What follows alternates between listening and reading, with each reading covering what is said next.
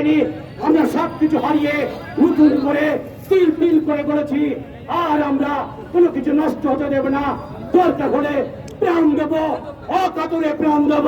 তবু বাংলাদেশের সংখ্যালঘু সম্প্রদায়ের নিরাপত্তা নিশ্চিত করে রাজনৈতিক দলের কাছ থেকে আমাদের পাওনা আমরা বুঝে নিয়ে আমরা বুঝে নিবই নিব। বন্ধুরা, এখানে অনেক বক্তা আছে, আমি আর আমার বক্তব্য দীর্ঘিত করব না। আজকে যে ছাত্র জনতা আপনারা যে প্রতিবাদ সভা করেছেন, সেই প্রতিবাদ সভার অঙ্গীকার হোক আগামী দিনে আমাদের সনাতনী সম্প্রদায় সহ বাংলাদেশের সংখ্যালঘু সম্প্রদায়ের নিরাপত্তা নিশ্চিত হবে, আমাদের অধিকার আমরা ফিরে পাবো। এই আশাবাদ ব্যক্ত করে সকলকে অভিনন্দন জানিয়ে শুভেচ্ছা জানিয়ে আমি আমার সংক্ষিপ্ত বক্তব্য শেষ করছি। ধন্যবাদ সবাইকে।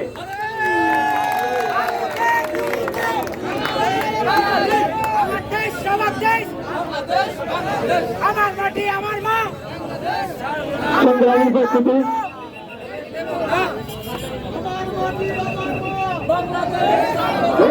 আমাদের মাঝে বক্তব্য রাখবো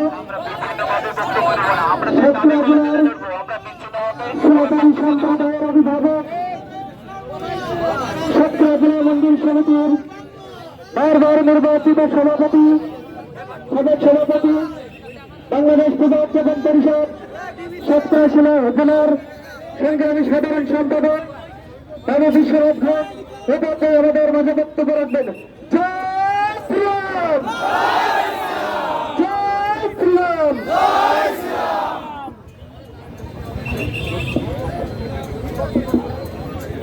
আজ এই সমাবেশে উপস্থিত হওয়ার জন্য সকলকে আন্তরিক শুভেচ্ছা এবং ধন্যবাদ জানিয়ে দুটো কথা বলার চেষ্টা করছি। আজকে সনাতনী ছাত্র এবং জনতা যে আন্দোলন করছে তার সাথে বাংলাদেশ হিন্দু বৌদ্ধ খ্রিস্টান ঐক্য পরিষদ এবং বাংলাদেশ পূজা পরিষদ শতভাগ সহমত পোষণ করছি। বন্ধুগণ, আমরা দেখলাম এই আন্দোলন যখন শুরু হয় তার মূল প্রতিবাদ্য ছিল বৈষম্যমূলক আন্দোলন। দেশের কোনো দিকে কোনো বৈষম্য থাকবে না, না চাকরিতে না মানুষের মধ্যে। কিন্তু আমরা কি দেখতে পেলাম যে শুধুমাত্র কোন রাজনীতিকের পরিচয় না থাকা সত্ত্বেও শুধু হিন্দু হওয়ার কারণে তাদের দোকানপাট, বাড়িঘর, ব্যবসা প্রতিষ্ঠান ধ্বংস করা হচ্ছে, লুণ্ঠন করা হচ্ছে। এটা কি বৈষম্যমূলক নয়? তাহলে সেই আন্দোলনের কি সার্থকতা হলো?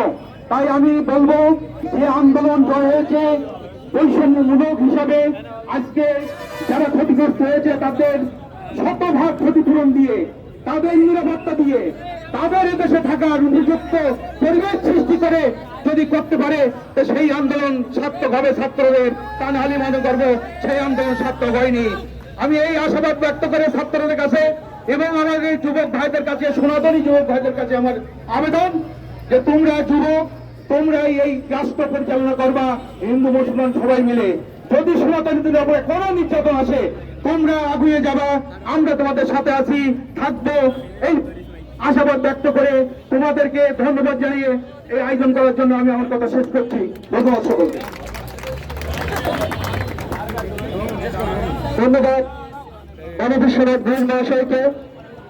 সংগ্রামী উপস্থিতি, আমাদের মাঝে এসে উপস্থিত হয়েছেন বাংলাদেশ ইসকনের সহসভাপতি, সাতক্ষীরা জেলা রাধাশ্যাম সুন্দর মন্দিরের সর্বপ্রথম শ্রদ্ধীয় অধ্যক্ষ আমাদের পরমপুরুষ কৃষ্ণাচার্য ব্রহ্মচারী মহাশয়। আমরা আজকের এই আন্দোলনে তাকে সাধুবাদ জানাই। এটা যে আমাদের মাঝে বক্তব্য দেওয়ার জন্য অনুরোধ জানাচ্ছি।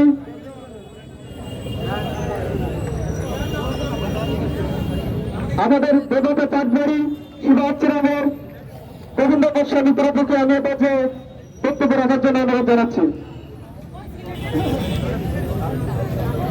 সকলকে নমস্কার।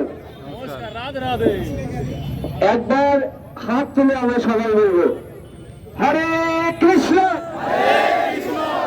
আমরা আছি সমগ্র জগৎকে জানাবো না, শুধু আমাদের বাংলাদেশ না, সমগ্র জগৎকে জানাবো আমরা একত্রিত হতে জানি। আমাদের শাস্ত্রে একটা কথা আছে, খুব সুন্দর করে বলেছে, সামনে যদি শত্রু থাকে পিছনে তোমার স্বজাত।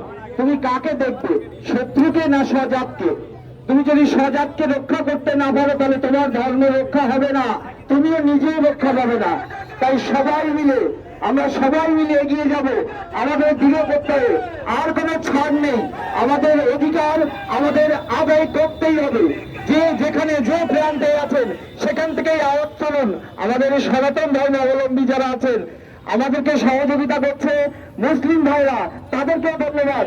যারা আমাদের সাথে শত্রুতা করছে তাদের বিরুদ্ধে হাত তুলে আপনারা একসাথে আমরা একসাথে যেন সেই অধিকার আদায় করতে পারি। সর্বশেষে সকলকে ধন্যবাদ দেব। এই তীব্র রোদে উপস্থিত হয়ে আমরা আমাদের ধর্ম রক্ষা, শুধু তা নয়, একতা এবং ঐক্যবদ্ধতার জন্য যে একত্রিত হতে পেরেছি এই তীব্র রোদে, সকলকে ধন্যবাদ জানিয়ে শেষে আবার বাড়ি তুলে একবার বলবো হরে কৃষ্ণ। ধন্যবাদ সবাইকে। ধন্যবাদ গোবিন্দ দাস ব্রহ্মচারীকে। বন্ধুগণ, আপনারা দীর্ঘ সময়